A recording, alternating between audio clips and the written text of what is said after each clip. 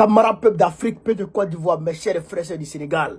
Non, Guy Marius Sagna, c'est un 10. Frère, déjà après avoir allumé Dran Ouattara au parlement de la CEDEAO, chers camarades, il est parti en Côte d'Ivoire pour aller attaquer Dramane Ouattara là-bas, sur son territoire. Non, ce monsieur-là, c'est un chef, chers camarades peuple d'Afrique. On l'écoute, on l'écoute. Après, je vais décortiquer. Copain et de coquin. Que quand un chef d'État viole la Constitution, Voilà. quand un chef d'État viole les droits de sa population qu'il a élu, que ce chef d'État-là qu'on lui dise la vérité. Parce que, encore une fois, je le répète, il y a tous les jours dans notre CEDEAO des coups d'État économiques, des coups d'État politiques, des coups d'État constitutionnels. Les coups d'État militaires ne sont pas forcément les plus dangereux et les plus graves. On a vu, un coup d'État où il y a eu 0 mort. Par contre, on a vu des coups d'État constitutionnels à travers le tripatouillage de la Constitution, des 3e mandats, aussi illégaux qu'illégitimes, où il y a eu 50 morts, 10 morts, 30 morts, 40 morts. Qu'est-ce qu'il y a de plus dangereux? Un coup d'État militaire ou un coup d'État constitutionnel? Donc, je pense que la CEDEAO doit mettre au même titre les coups d'État militaires et les coups d'État constitutionnels utilisés par certains présidents pour s'éterniser au pouvoir. Si nous voulons rendre service à notre peuple, à nos peuples, si nous voulons réconcilier les peuples avec la CEDEAO, les peuples d'Afrique de l'Ouest, il faudra dire la vérité. Il faudra, d'accord, refuser certaines choses. Il faudra ne pas hésiter de critiquer, même si c'est dans la courtoisie. Je suis d'accord.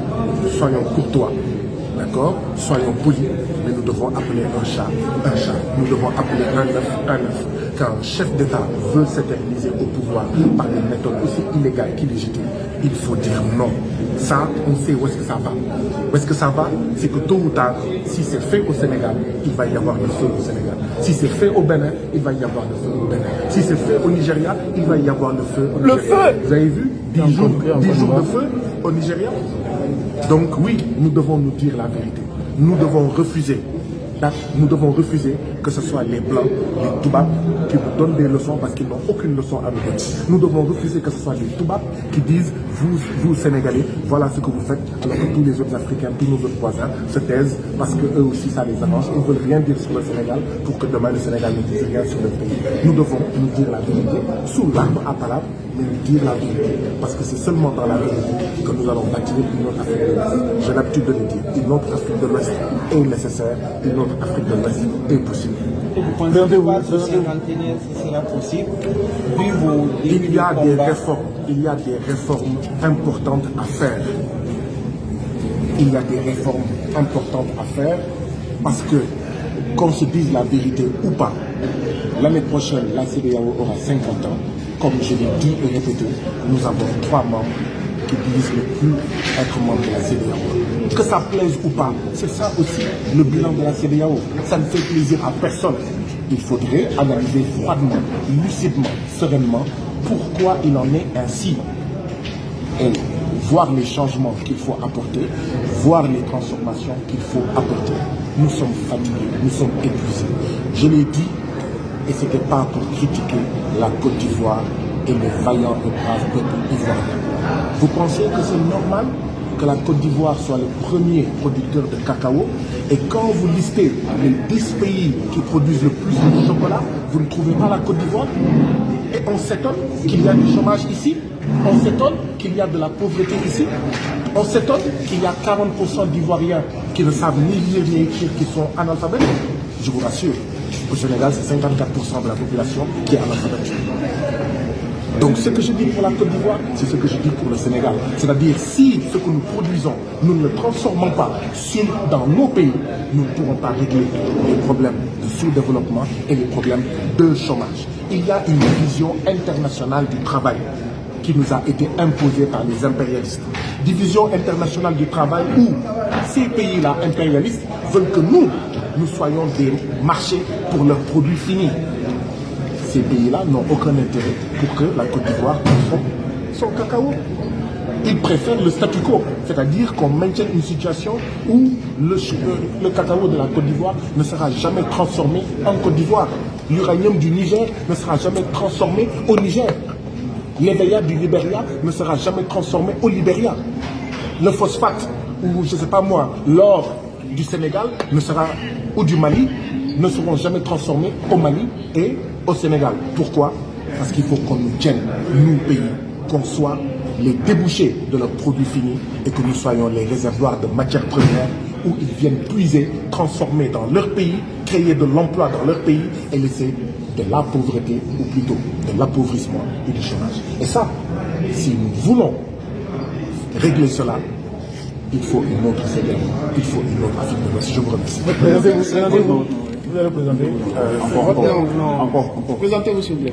Je m'appelle. Vous avez entendu les mêmes choses qu'il a dites au Parlement de la CEDEAO. C'est ces mêmes choses qu'il est venu dire ici, en Côte d'Ivoire. C'est ça, il est venu en Côte d'Ivoire devant tout le monde. C'est-à-dire qu'il n'a pas froid aux yeux. En fait, c'est Bitogo qui a joué le ouare. Comme lui cherche, non, lui, il veut à tout prix, cher camarade d'Afrique, être président, être, on va dire, le successeur de Draman Ouattara. Donc, qu'est-ce qu'il faut faire?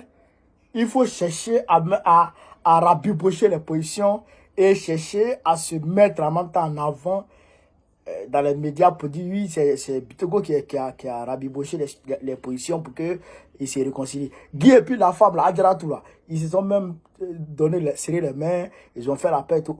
Mais quand ils ont fini de faire la paix là, ils ont posé question à Guy, ouais, ce qu'il a dit là-bas. Vous dites que c'est vrai qu'on s'est pris la tête, on va se réconcilier, mais ce que moi j'ai dit là, c'est ça qui est la vérité, et c'est ma position qui est là. C'est ça que Guy a dit. C'est un 10. C'est un monsieur. Lui là, franchement, il peut aller loin avec l'Afrique. Le Sénégal. Lui là, il peut aller loin avec le Sénégal. Il me demande même pour un son qu'on n'a pas pris celui-là. Il me demande. Parce que peut-être que lui, il est moins malléable. Il est moins manipulable. C'est ça qu'il fait. Voilà. Et puis il a une personnalité forte. Peut-être que c'est ça. Avec son qu'on a choisi. Jomaï.